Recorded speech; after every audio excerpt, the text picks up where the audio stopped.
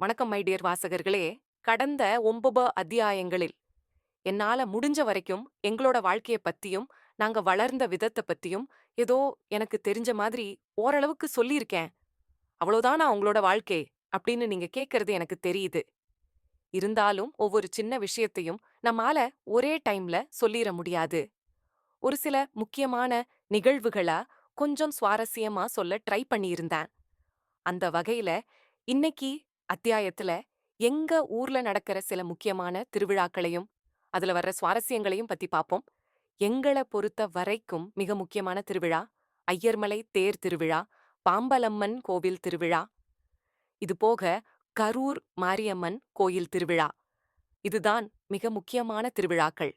ஐயர்மலை தேர் திருவிழாவை பற்றி சொல்லணும்னா அது ஒரு பிரம்மாண்டம் என்று சொல்லலாம்.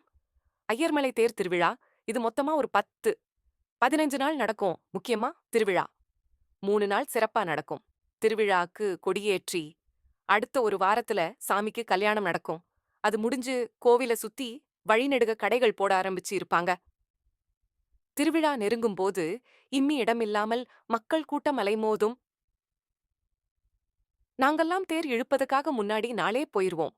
அங்க போய் தங்கறதுக்கு இடம் புடிச்சிட்டு பசங்களோட சேர்ந்து மலையவே சுத்தி வந்துட்டு இஷ்டப்பட்டதெல்லாம் சாப்பிட்டு பார்க்கிறது எல்லாம் விளையாண்டுட்டு ராட்டினம் எல்லாம் சுத்திக்கிட்டு மீண்டும் தூங்குகிற இடத்துக்கு வருவதுக்கு 11 ஆயிடும். வந்தா 1 மணி 2 மணி வாக்குல குதிரை தேர் வரும். மலைய சுத்தி உற்சவர் கிரிவலம் வருவார். அத முடிச்சு அதிகாலையில எந்திரிச்சு குளிச்சிட்டு புது சட்டையெல்லாம் போட்டுட்டு தேர் இழுக்க கிளம்பிருவோம்.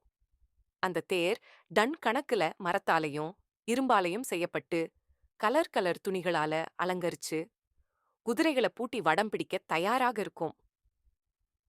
இருந்தாலும் அந்த தேரையே நாங்க தான் இழுக்கிறதா நினைச்சிட்டு அந்த பெரிய சங்கிலிய கையில புடிச்சாலே பெரிய அதிர்ஷ்டம் தான்.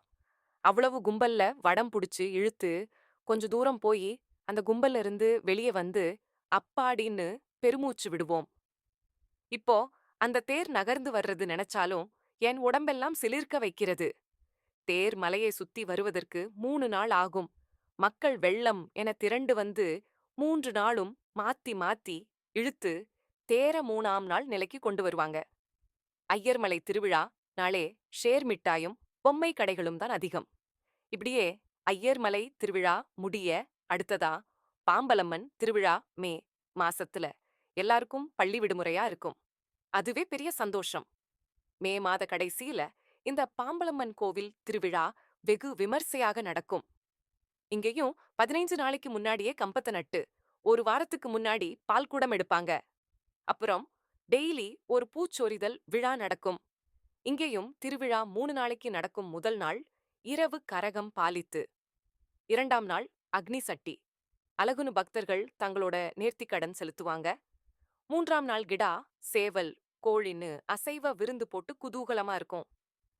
இதுல ஹைலைட் எல்லாம் 2ஆம் நாள் மாலை எங்களோட சீனியர்ஸ் நண்பன் நற்பணி மன்றம் சார்பாக எங்க ஊரை ரெப்ரசன்ட் பண்ற மாதிரி வண்டி வேஷம், மாவிளக்கு, தண்ணீர் பந்தல்னு ஏதாவது ஒன்னு அரேஞ்ச் பண்ணியிருப்பாங்க. நாங்க அவங்களுக்கு ஹெல்ப் பண்ணிட்டு அந்த அரேஞ்ச்மெண்ட்ல வைக்கிற ட்ரம் செட்டுக்கு ஆடுவோம் பாருங்க. ஒரு ஆட்டம் இவ்ளோதான் இல்ல. சிறுசு பெருசுன்னு எந்த கணக்கும் இல்ல. எல்லாரும் இறங்கி ஆடுவோம். எவ்வளவு சந்தோஷமா இருக்கும். அதே அளவுக்கு இது கஷ்டமும் இருக்கு. ஏதாவது ஒரு சங்கடமான நிலை வந்துட்டே இருக்கும். நம்மளோட மகிழ்ச்சி என்பது இந்த பிரச்சனைகளுக்கெல்லாம் அப்பாற்பட்டது. வரக்கூடிய தொந்தரவுகளை சரி செஞ்சு நமக்கான மகிழ்ச்சியை நாம தான் தக்க வச்சுக்கணும். இப்படி வருஷம் ஒரு முறை நடக்கிற இந்த 3 நாளைக்காக வருஷம் 300 நாளும் காத்து கொண்டிருக்கோம். இந்த 3 நாள்ல நடக்கிற சின்ன சின்ன பிரச்சனைகளை ஒதுக்கி பெருசா நடக்கிற திருவிழாக்களை கொண்டாடுவோம், கூத்தடிப்போம், குதூகலிப்போம்.